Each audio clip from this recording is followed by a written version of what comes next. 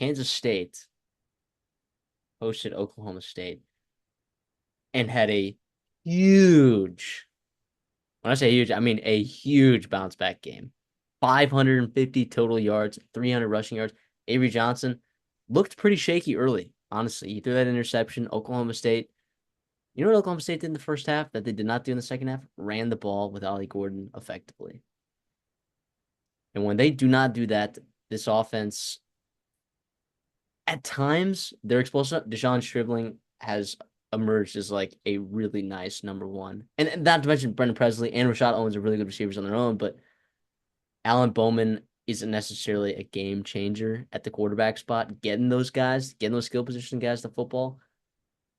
Yeah, this was a tough one for Oklahoma State. We were both on it. We both picked Kansas State -4.5. It was on our best bets as well. Yeah, this was a beatdown, dude. And they're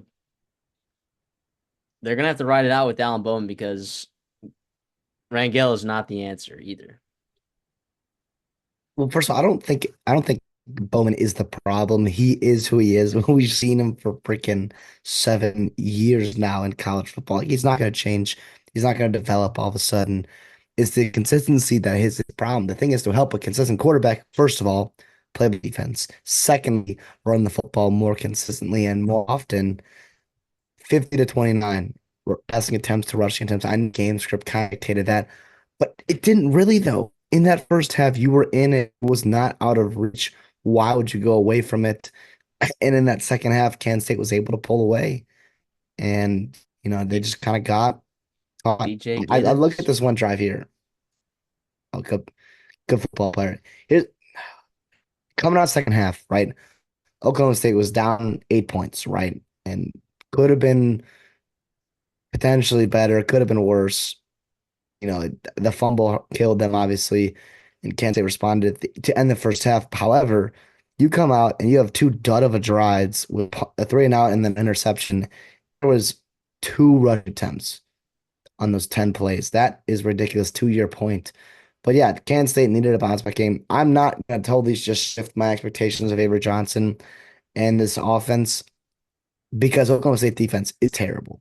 I mean, they are terrible. We have seen them kind of get torched for a while now. Isaac Wilson looked very, very good last week against them.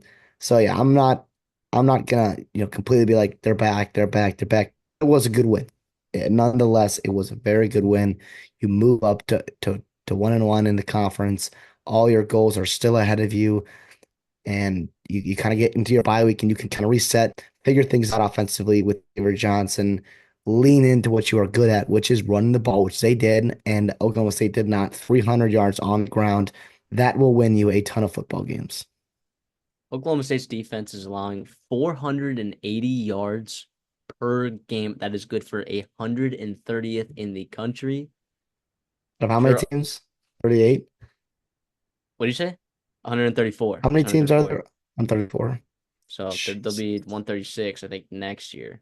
The additions of Delaware and Missouri State. But yeah, 480 yards per game. And don't tell me that you've played some elite offensive juggernauts of teams. Don't tell me. Arkansas. I mean, they've looked good at times, but you're gonna call them a juggernaut? No. Are you gonna call Kansas Well, State Kansas off? State is not a juggernaut. They looked like a juggernaut in that second half. They are not a juggernaut. Yeah, Oklahoma State has some stuff to figure out. They need to get back to running the ball and keep their defense off the field. That's why running the ball is so important, so that their defense is not on the field. Limit the number of possessions in the game because the more possessions that you have in a game with a terrible defense like that, you are going to lose football games. And that's what happened with Arkansas, right? Or sorry, not actually, correction. They actually fought their way back and won that game, but uh, Arkansas in that game didn't necessarily find ways to milk the clock like they should have. Alabama had that problem like this week with Georgia, and it almost cost them. They ended up winning the ball game. If they hadn't won that ball game, if Brian Williams hadn't played heroics, we'd be talking about it. They're just this is not a good football team. This Oklahoma State team. They should not have been ranked in the top 25. This is not a good football team. But it was a good win for Kansas State though because their offense looked good, which was something that they just needed to see. You needed to see the ball go in the end zone after the week that you had against BYU. You needed to see it. So, and like you said, dude, the Big 12 is still wide open, brother. Arizona, who Kansas State beat, in technically a non-conference game. Yep. Key Arizona distinction. is undefeated but looks vulnerable. Utah, without Cam Rising, is not the same football team. Colorado is undefeated right now. I mean, just this Big 12 is wide open, as it literally always is. Okay, Texas Tech, are they undefeated? No, they're not undefeated. In the conference, they are. They lost to Washington State. That's But right. listen, the problem here with Oklahoma State is it has been these same problems we are talking about on this show since week two. Since that Arkansas game, even in a win, we've been talking about this defense and running game not being up to par. Where you get into a conference, where you get into teams, right, that maybe are familiar with how you play, you're going to struggle. You're going to really struggle. And we've seen it so far. 0-2 to start the Big 12. And that's when we talked about Oklahoma State. It was like their schedule was very front loaded, right? With Utah, Kansas State, round out September. We talked about that being get by those games, split them somehow, and figure everything else out in October, November. The problem is you're up behind the eight ball right now. You're 0-2, and you got teams like BYU, Texas Tech, Colorado playing much better than you had thought going into the season, all of a sudden making October and November a lot more challenging than maybe you thought of, especially with how poorly you've been playing so far.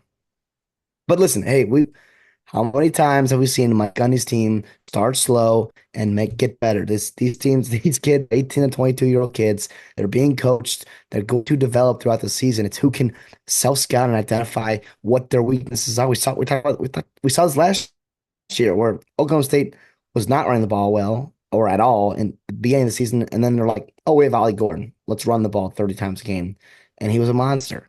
We'll see what happens this year.